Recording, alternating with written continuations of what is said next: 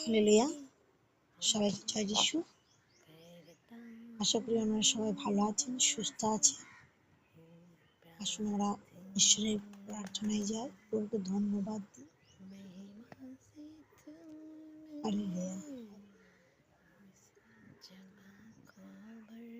দেখো, সব ভাই তুমি সকলকে ভালো রেখো, সুস্থ রেখো। প্রভু প্রার্থনা করি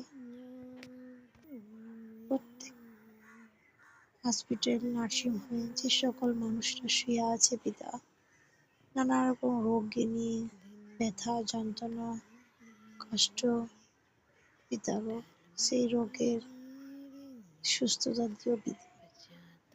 না জানি কত মানুষ পিতা কষ্ট পাচ্ছে সেই হসপিটালে শুয়ে পিতা।